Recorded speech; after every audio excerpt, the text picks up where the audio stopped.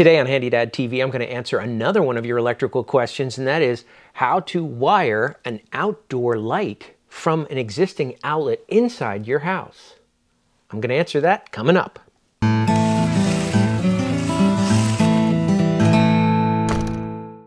Welcome to HandyDadTV. I'm Chris Heider, your virtual dad in the cloud, and today I'm going to show you how to wire an outdoor light from an outlet inside your house. Now, I'm not going to show you how to run the wire or install the box. That you're going to have to find a different video for because there's a lot of options depending upon where you live. But the wiring is going to be the same no matter what. Now, this one happens to be a dusk to dawn. It's got a light sensor on here. But very common, you'll find you'll be putting in a motion sensor light. They're both the same. They just simply have white, black, and ground, and that's all you have to worry about. But the real question is, how are you going to wire it from the outlet? Well, for starters, you need to pick out where you want your new light to go. Over your garage, out your back, somewhere like that, maybe even out of the side of your house. And then you need to find the closest power source, the outlet that's nearby. Now, the easiest scenario would be if you have an outlet inside your bedroom and you want the light directly outside. Then you would just drill a hole straight through the back of the box, outside, mount a new box, and you'd be done. It's a little more challenging if you want that light to be higher or lower, and try and keep it in that same stud cavity. That'll make things easier for you too, and you might not have to touch any drywall. Regardless, like I said, so many options there. But you're going to choose which outlet are you going to get power from, whatever's the closest to where you want the light to be. Now, if I want that light to have constant power, like a motion sensor or a daylight sensor, then I could literally just connect this wire to my outlet and wire it through to the new box. Now, if you do it that way, this light will always have power. And sometimes when they're motion sensor lights, they get glitchy and you need to turn them off and back on. Do you want to go back to your circuit breaker and turn off the entire circuit? The better way is to use a device like this that has a switch and an outlet in the same device, okay? That can take the place of this outlet, and you can use the switch to turn on and off the light outside.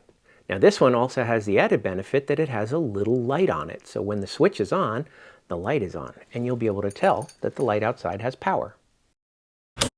All right, so let's fast forward and say I've got my box installed. I ran my new wire to it. All I did was connect the black to the black, the white to the white, and the ground gets connected here to this metal thing. And then I'm just going to put this on that box with a screw that came with it, and this will be ready to go. And then the rest of the work is on the inside.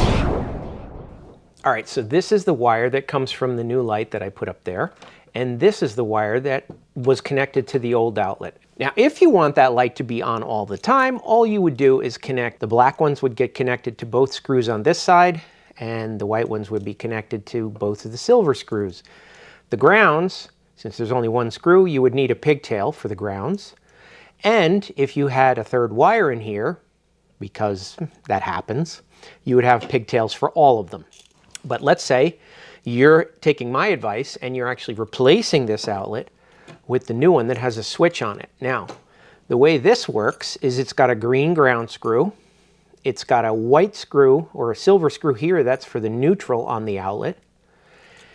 And then on the other side, it's got the black screw, which is going to be the hot, and the brass screw is the one that's going to go to the light. Now, this device actually, other than the ground screw, which has to be circled around the ground, the other ones are back wires. So I can take straight wires and put them in here. I don't have to worry about curling them around these screws. Now, normally you can't do that. Normally you can only put one wire per screw. But when there's a back wire situation, you can see there are two slots for every screw. So you can actually connect two wires to the screw. There's nothing wrong with that. So on the other side, I've got the black screw. I'm going to put the hot wire, the one that's on all the time. This was the one that was connected to the outlet. I'm going to connect that to the black screw. And it doesn't matter which one. They are both electrically connected, and you can see there's this connecting tab in between. As long as that connecting tab is there, they are both connected. So I'm going to just put one of these in here And I'm going to tighten down the other one because I'm not going to use it. All right, that's the hot. Now this side is for the light.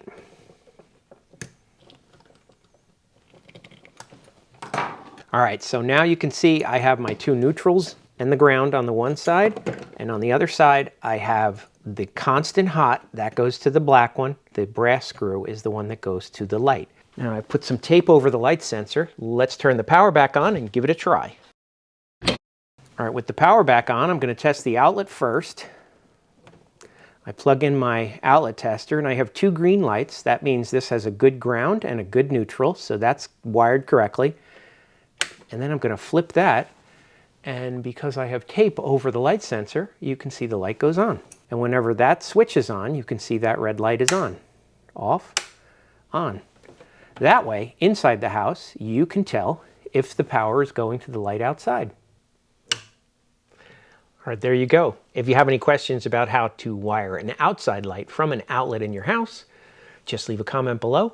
Give the video a thumbs up if you liked it, and I will see you in the next one.